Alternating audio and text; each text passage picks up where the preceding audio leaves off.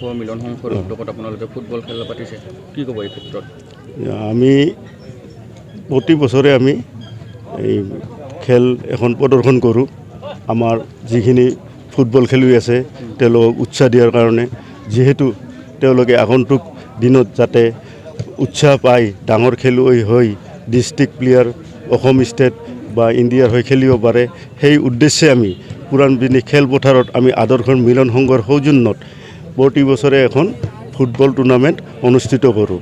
আৰু এই টুৰ্ণামেণ্টখন আমাক সকলো পুৰাণবিনি ৰাইজে আমাৰ যিসকল অনুষ্ঠান আছে তেওঁলোকে আমাক সহায় সহযোগ কৰে। তাৰ কাৰণে আমি আজি এই ফুটবল টুৰ্ণামেণ্টখন অনুষ্ঠিত কৰিবলৈ পাইছোঁ। প্ৰাইজ মানি কিমান আছিলে? প্ৰাইজ মানি আছিল আমাৰ প্ৰথম পুৰস্কাৰ আছিল 15,000 টকা আৰু দ্বিতীয় পুৰস্কাৰ আছে 10,000 টকা আৰু উইথ ট্ৰফি আছে লগতে। বৰ্তমান আৰু আজি ফাইনেল 5 তাৰিখৰ পৰা আমাৰ খেলখন অনুষ্ঠিত হৈ আজি চূড়ান্ত খেল। এই চূড়ান্ত খেলখনত আমাৰ অনুষ্ঠিত হৈছে মুখুনাগুৰিৰ বিদাংচিৰি FC আৰু আমাৰ চাকতলা জব্বাৰ FC মাজত অনুষ্ঠিত হ'ব ফাইনেল খেলখন। আৰু সমূহ ৰাইজে আজি এই খেলখন উপভোগ কৰিব। আৰু সকলো ৰাইজকে মই অনুৰোধ জনাইছোঁ যাতে শৃংখলাবদ্ধভাৱে আজি আমাৰ এই খেলখন উপভোগ কৰে।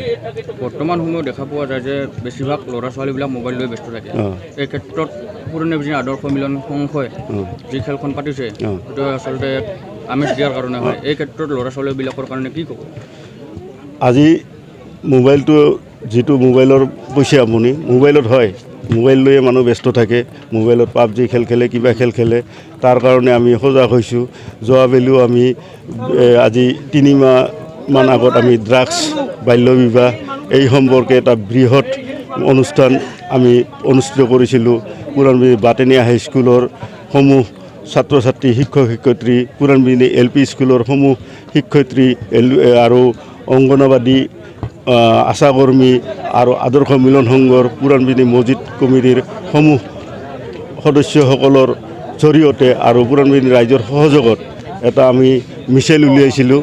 আৰু সেই মিছিলটোৰ পৰা আজি আমাৰ গাঁৱত বহুত পৰিৱৰ্তন হৈছে। কাৰণ পুৰাণবিনিখন এখন ৰাজাঘৰীয়া মানে আদৰ্শ গৰীয়া গাঁও, বৃহত্তৰ গৰীয়া গাঁও নামনি অসমৰ ভিতৰত।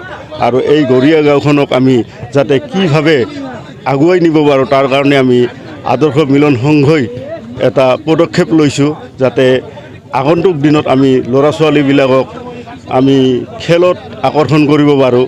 ফুটবল নহয়, অহা ছিজন আহি আছে, আমি ক্ৰিকেট খেলো অনুষ্ঠিত কৰিম। আৰু যেনেকৈ আমি সাংস্কৃতিক সন্ধিয়া অনুষ্ঠিত কৰোঁ, খেল ধেমালিৰ বাদে আমি মানে নাচ গান এইবিলাকতো আৰু ল'ৰা ছোৱালীখিনিক আগুৱাই নিয়াৰ কাৰণে এটা প্ৰচেষ্টা চলাই আছোঁ।